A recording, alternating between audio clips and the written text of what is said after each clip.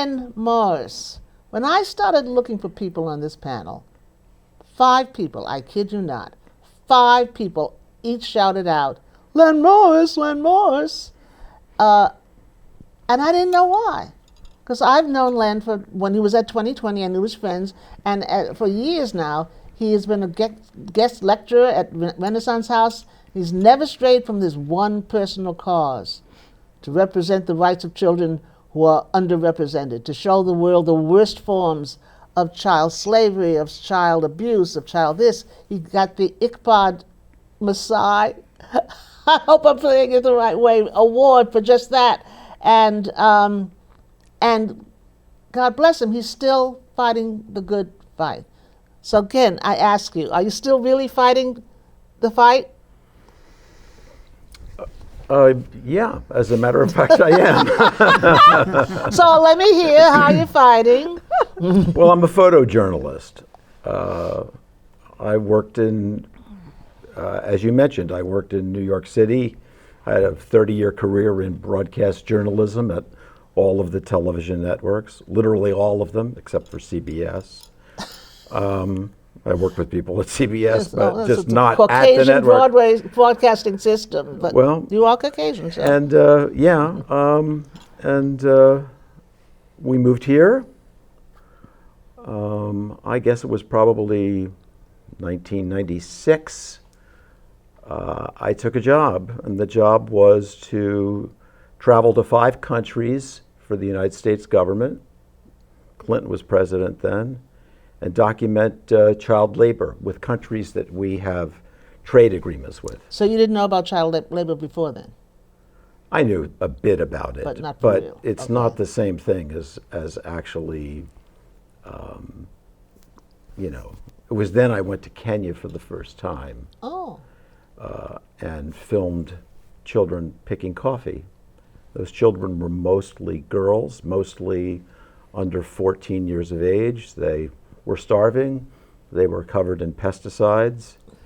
I was told before I went that I would never get onto a plantation. I would never get any of that kind of footage. But I had, at that time, it was necessary to have hidden camera equipment built for you. So I had it built for me before we went. I went with my filmmaking partner of 30 years, Robin Romano. He was a remarkable still photographer and a real pit bull, a real combat photographer. And this was combat. And we got onto the plantation. We got on by lying through our teeth.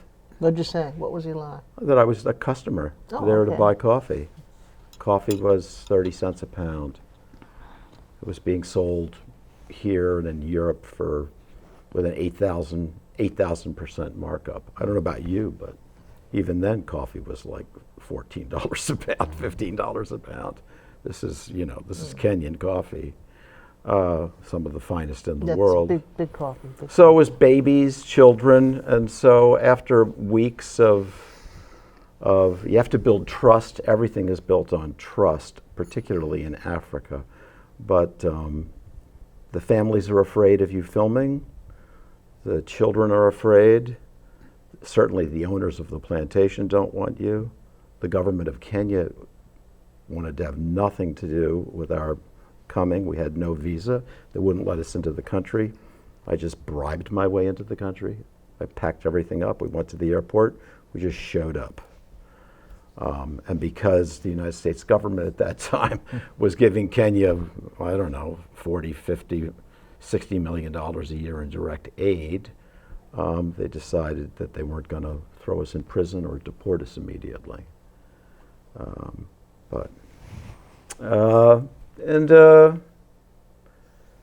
As we were leaving, I had an idea, which was there were social workers with us from a child protection group called the AMPCAN, and I asked them, well, what would it take to put these kids in school?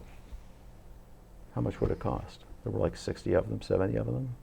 They said, well, it'd be like $50 a kid, something like that. I said, let's do it. We can do that. 60, 50, $3,000. We can do that. $3,000. Let's put them in school. And, it's a great Buona moment. Let's just do this. Then I came home and kissed the ground that I landed on here, my family here.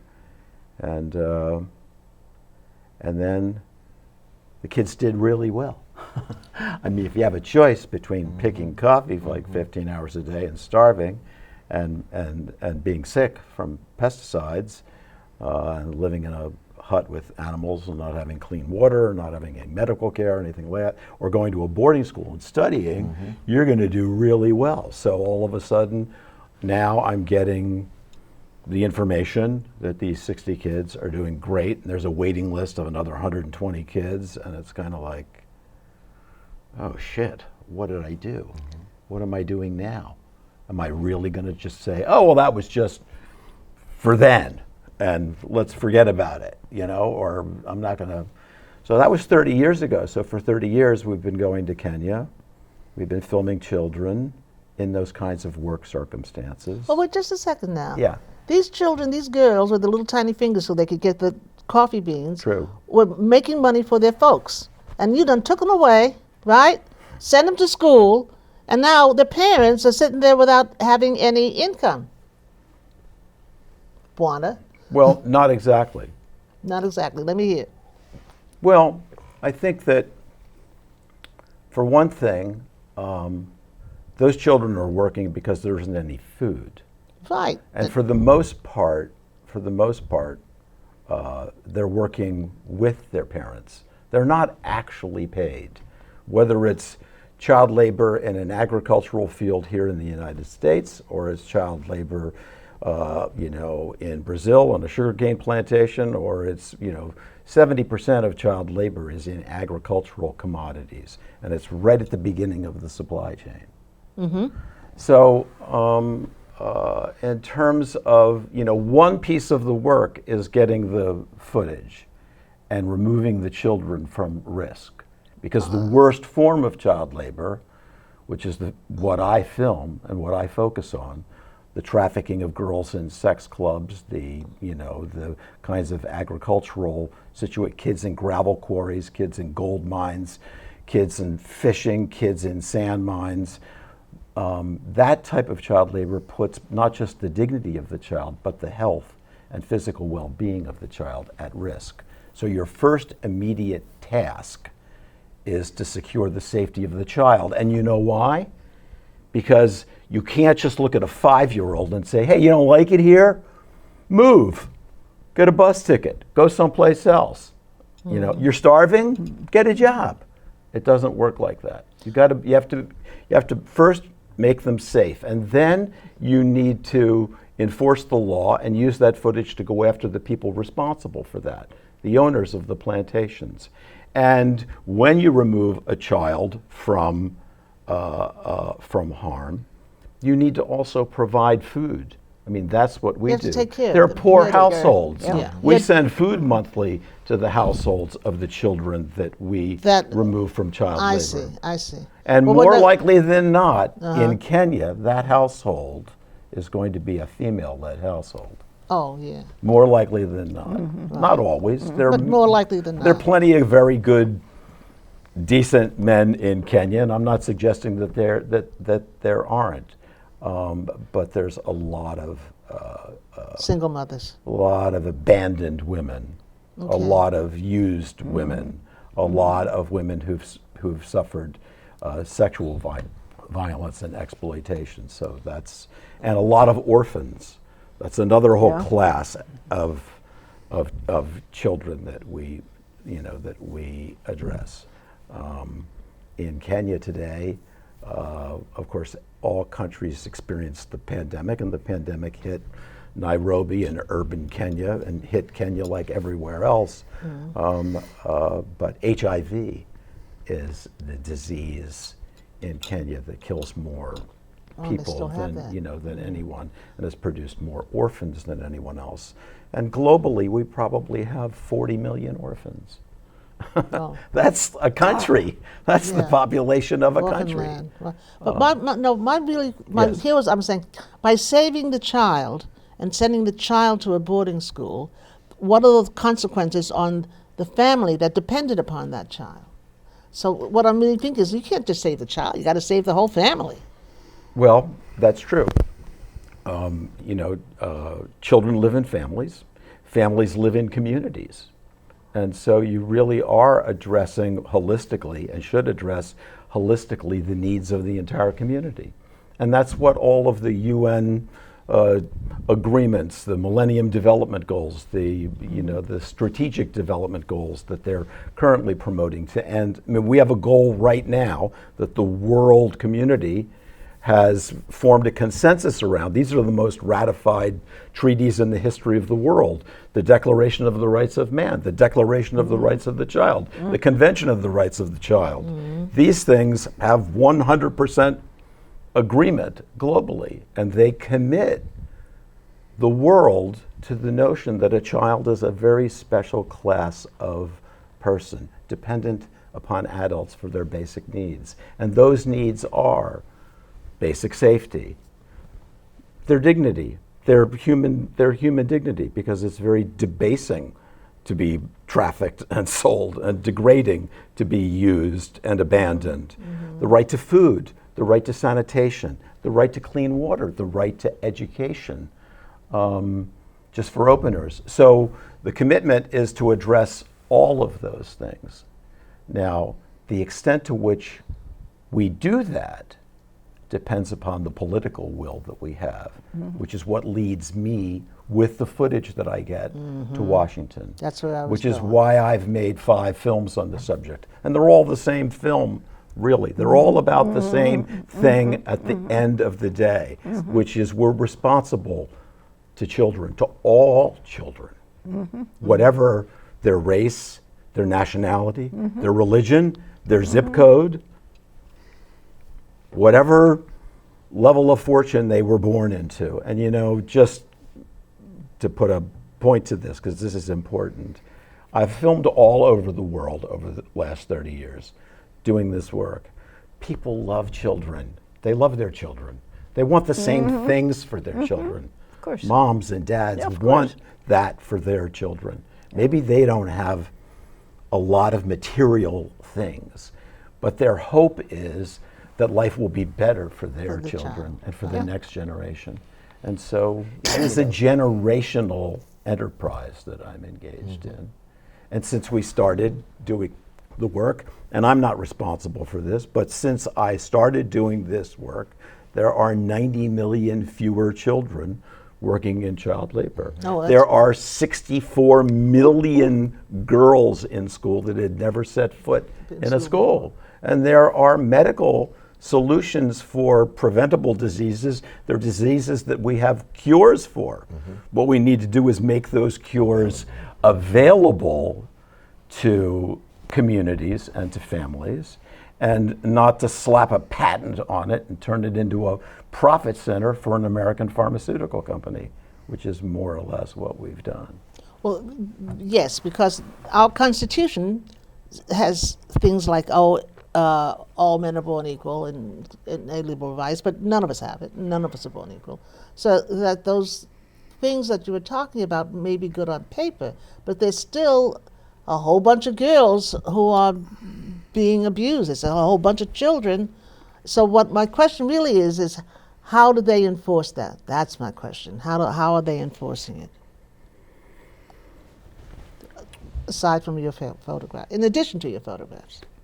How do they enforce the laws against child labor? They largely don't. Aha. There you go.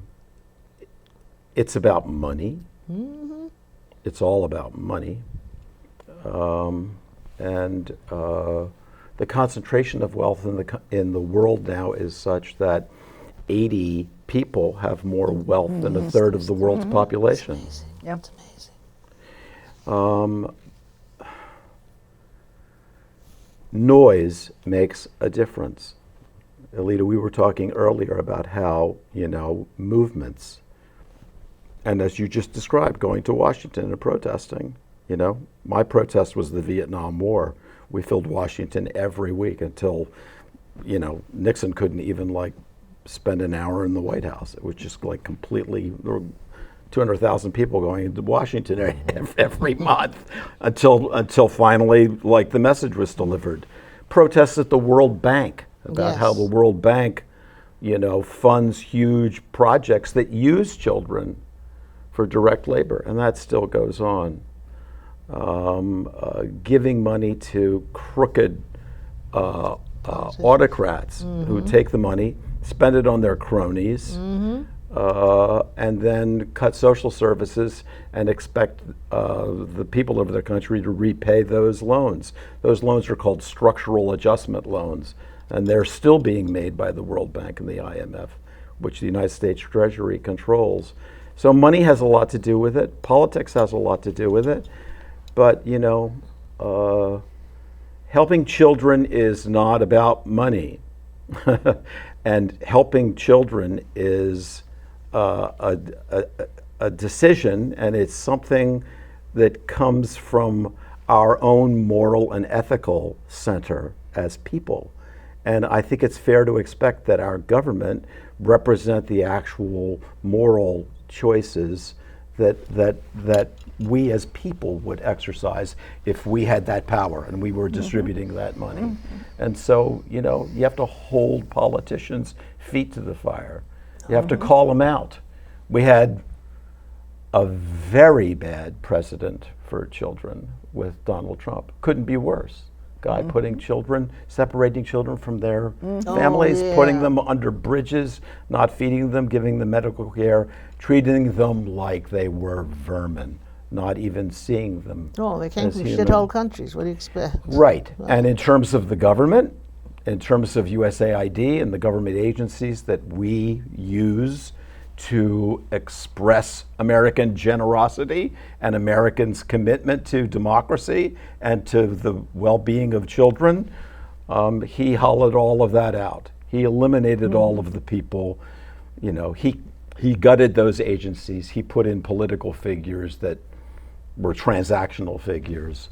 And if a child starving isn't something that's going to benefit him or one of his cronies directly, he's not interested. And so we are just now, in year 3 of the Biden administration, reaching a tipping point where I see the needle moving in the other direction. Moving, yeah. And the needle's moved in the other direction in a lot of other ways too. There are so many more organizations. There are young people now that understand child labor. My children are 36, 39. You know, it's not a surprise when I go up to the high school to talk about child labor or slavery that kids are chained to carpet looms, you know, and traded and sold to make carpets that are sold. Handmade carpets. But at the same time, children in the carpet industry, and that's what Iqbal was, a carpet slave who made carpets. You know, that number has been reduced by 75%. And that's done by using cell phones, collecting the data where this stuff happens, conducting raids. That's what Kailash Satyarthi, the Nobel laureate, my friend and colleague of 40 years, that's what he does. He goes on raids. He rescues children, physically rescues them when they're put into an attic and worked like animals for 18 hours a day. And he puts his life at risk doing that. I've filmed with him doing that. When you film with him in these raids, are you not also at risk? Because you're in the same car. Right? Are you in the same car? Yeah, sure. Well, I mean, I have a camera. Take a camera out in the places where I go. Yeah, well, that's a bad idea just for openers. I was going to go with that. I was going to go. When you first started, didn't people say, no, get out of here? Or yeah. we'll shoot you? Well, yes, I've had those things happen. So what made you go forward? Anger. Oh, that's good. I'm not a very thoughtful man, actually. You know, I mean, I'm sort of in awe of the company I'm keeping here today, in the sense that it's much easier for me. I'm just pissed off. This stuff really makes me angry. The indifference makes me angry. The criminality makes me angry. And so I pick up the camera and and I film it, and then I take it, and then I use it to put a human face on that criminality, and to be able to get the people who are responsible for it. And that includes, if you're Philip Morris and you're using children to pick your tobacco in Mexico and Nayarit, and I film it, and it's British American tobacco and it's Philip Morris, I will call you out at every conceivable opportunity. So do you and not have a target on your back? Yeah, that's what I was going with. Yeah. Go ahead, sue you? Keep Yeah, going. I filmed in Nayarit. I filmed the tobacco industry, and and I'm a guy. I have a house on Daggett Avenue. It's like, it's a shack on Daggett Avenue, right? And they have like floors of lawyers. And I came back and I put what I filmed into Stolen Childhoods, the first global film, the first film I made on child labor that took 7 years to make. Holy shit. Wow. I'm not sure I would do that again. But anyway, and I remember calling a lawyer that I worked with, Terry Collingsworth, who right now is prosecuting all the chocolate manufacturers. Nestle's. Yeah. Oh. And I called Terry because I worked with him at the International Labor Rights Fund, which was the sponsor of the film that I was making. And I said, Terry, I'm really worried. I called him. George and I were shopping in Boston at the Prudential Center, and I just called him. I said, Terry, I've gotten cease and desist letters on this film. It's going out all over the world. They're going to come for me. They're going to take my house. They're going to ruin our lives. They're going to ruin my wife's life. That's not good, as we both know. This is not going to be any good. He said, Len, I just picked up the phone to call you. We're suing them. You want to help? I said, help? How much footage do you want? I've got 60 hours worth of footage, I've got their executives trying to wine and dine, my executive producer, a man named Ferris Harvey, a Methodist minister who went with us on the crew, just to keep the crew under control, I might add. But, and they'd take him out, but they would never know where we are. You just never tell anybody where you are when you're doing this kind of filming. Really? You just don't tell. It is that dangerous? It's pretty dangerous. Wow. So who would go after you? Yeah, because they're making money. Right. Yeah. They're making money. The most dangerous is, beyond a shadow of a doubt, the trafficking of girls. Oh, yeah. The sex trafficking, and filming in clubs where girls are being bought and sold. That's like, will kill you right there stuff. Yeah. But there are things that you do. You have to pay attention. You have to be responsible to the crew and to everyone that you're with. I mean, my job is not just to get the footage, but to get the footage and get everybody home alive. And so, we'd take a camera, we'd take a Leica camera, we'd take a $1,300 still camera, and we'd put it in my bag going into a sex club in Mexico City, or Kenya, or Brazil, or I've pretty much done it a lot. And they search you when you go in because of what's going on in there. So the first thing they find is the Leica, right? So you scream and yell and have a huge argument over this camera, which is a very expensive camera, which they've discovered that you can't take in, right? And you're filming all that. I have that on film. Film everything.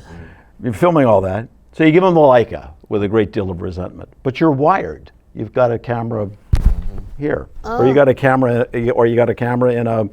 Somebody else has got a camera in the party's got a camera in a box that you put on the table or whatever. And so you film and you're recording, and then you go back and you get the Leica and then you leave. But or one time I went into the industrial area of Kenya at about 2:00 in the morning. I said goodbye to Georgia. Georgia doesn't go on these things. I just said, I'll see you. And so I had hired security. I hire security. I have to. Look at me. I mean, I'd kill me if I were there. Wouldn't you? I mean, I would. You got to think like that, right?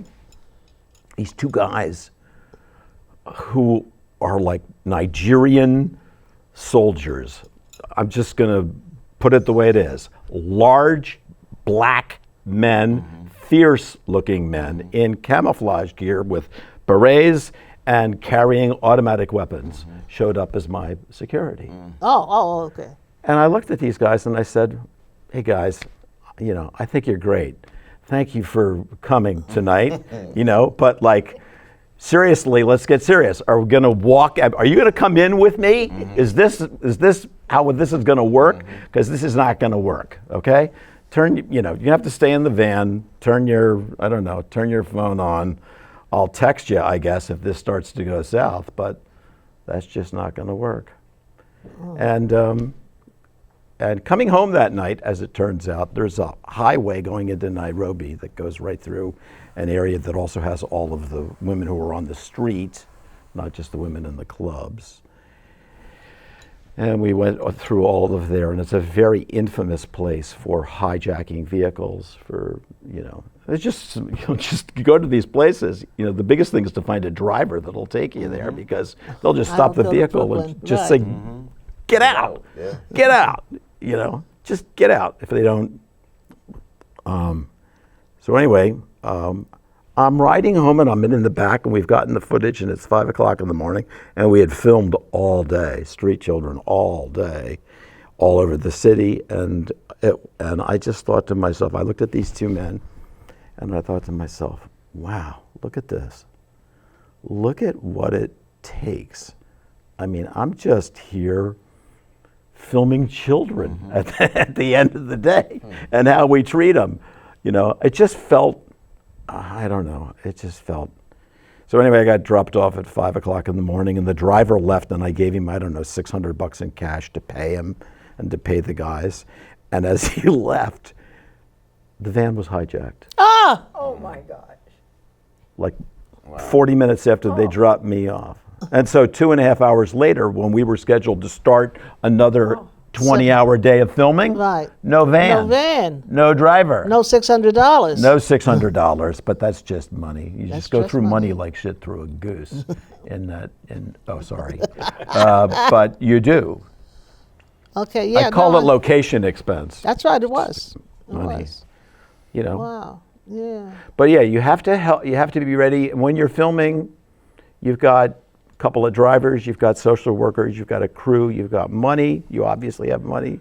So a mom might come up to you and hand you a note that says, the friend has written for her in English that says, my baby's sick. Oh, stop. And it costs $9 to send a baby to a hospital. So what are you going to do? You're going to go like. Right. So anyway. Okay, so. Yes, sorry. That's it. No, how could you possibly be sorry? And we really want to thank you for enlightening and being so modest, which was, not your thing. I was very impressed with that. He's got another story for you I right know. now. I know. Wait a second. I got another. I think my behavior is normal, actually.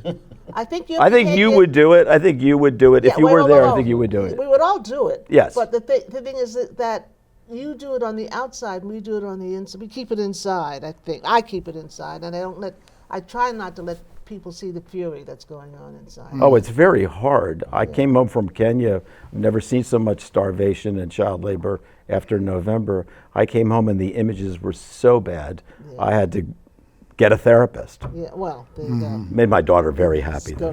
Dad's finally in therapy. Okay, so here we're moving right along, as they say.